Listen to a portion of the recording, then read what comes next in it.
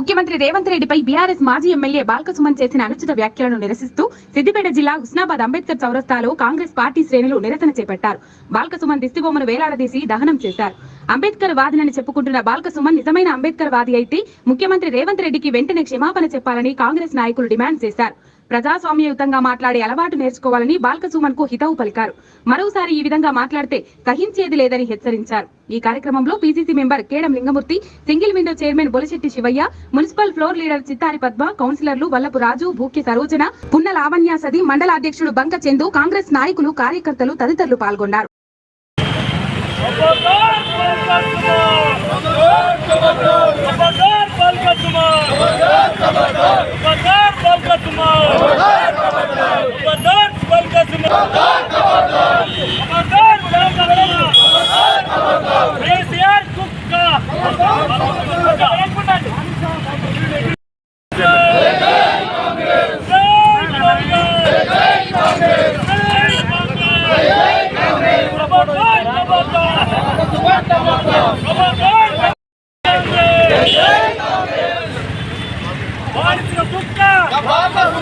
మాజీ ఎంపీ, మాజీ ఎమ్మెల్యే, మంచిర్యాల జిల్లా టీఆర్ఎస్ జిల్లా మాట్లాడుతూ కేసీఆర్ మాట్లాడిన ముందే 4-3 ఏళ్ల క్రితమే ఖండాన్ని కేంద్ర మంత్రిని అన్న మాటలను మరి రేవంత్ రెడ్డి గారు రేపే ప్రత్యేకంగా ఎల్లుండే ప్రత్యేకమైన ఇది అసెంబ్లీ డిబేట్ పెడతాం, మీరు ఖచ్చితంగా రావాలి.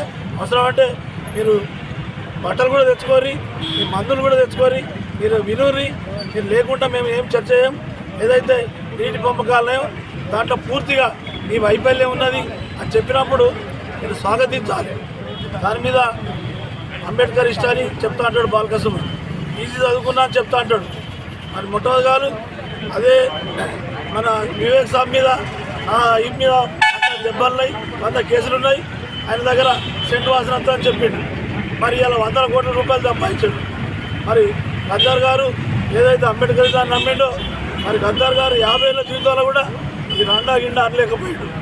ఆయన ఎండిరా బానిస బతుకు వద్దురా, మనం అడక తింటే కడుపు నిండదు అన్నాడు. మరి ఆయన వారసులుగా అంబేద్కరిస్టులుగా మరి బాల్కసుమన్ నువ్వు ఏం చేయగలుగుతాను? నువ్వు కేవలం కేసీఆర్ మెప్పుల కోసం ఇక్కడ మాట్లాడితే నేను ఎవరు సామాన్యులు ఆశిస్తారు కదా. రేపటి కాళ్ళ అక్కడ పోటీ చేస్తావు కావచ్చు, పోటీ చేస్తా అనుకుంటాను కావచ్చు. మననే 52,000 ఓట్లతో ఓడిపోయినావు. ఇంకా డిపాజిట్ వస్తో రాదు. గుర్తుంచుకో, నిజమైన అంబేద్కరిస్టులు అందరూ దీన్ని వ్యతిరేకించాలి. మనం బాబాసాహెబ్ అంబేద్కర్ గారు ఇచ్చినటువంటి రిజర్వేషన్ల వల్ల ఈ స్థాయికి వచ్చినాం కాబట్టి ఇలా ఈ మాత్రం మాట్లాడగలుగుతాను. మరి నువ్వు నిజమైన అంబేద్కరిస్టు అయినా, నిజంగా నీ ఒంట్ల అంబేద్కరిస్టుకు సంబంధించిన రక్తం ఉన్న నీ తల్లిదండ్రులు నిజమైన అంబేద్కరిస్టు అయినా నువ్వు వెంటనే క్షమాపణ చెప్పు. అంబేద్కర్ విగ్రహం దగ్గర మంచిర్యాల ఎక్కడైనా పోయి చెప్పలేసుకుంటావా, భూమికి రాతావా, అది నీకే వదిలిపెడతాను. మరి భవిష్యత్తులో ఇలాంటివి చేస్తే ఇంకా చాలా మన అగౌరవపు బయటట్టు అవుతుంది. ఈ ప్రాణానికి హాని ఉన్న ఆశ్చర్యం ఉండదు. ఇక్కడ కూడా నిన్న రేవంత్ రెడ్డి గారు బొమ్మ కాల్చారు స్థానిక నాయకులు. ఇప్పుడు మేము కాల్చాలంటే కేసీఆర్ కాల్చామా? ఎందుకు సుమంది కాల్చడం? లోకల్గా ఉంటే మీరు కూడా ఆలోచించాలి. 6 గ్యారెంటీలు కావాలంటే కాంగ్రెస్ పెట్టిన గ్యారెంటీలు ఆల్రెడీ 2-3 ఇంప్లిమెంట్ అయినాయి, ఇంకా 2-3 ఇంప్లిమెంట్ అవుతాయి. కాబట్టి ఆ గ్యారెంటీల గురించి మీకెందుకు ఆ కడుపులోకి మేము కరెక్ట్ చేయలేకపోతే పబ్లిక్ మళ్ళీ మిమ్మల్నే కదా ఆశీర్వదిస్తారు, మిమ్మల్నే కదా సమర్థిస్తారు. మేము ఫెయిల్ కావాలనుకుంటే మా గ్యారెంటీలు ఎమ్మటి మీరు పడద్దు.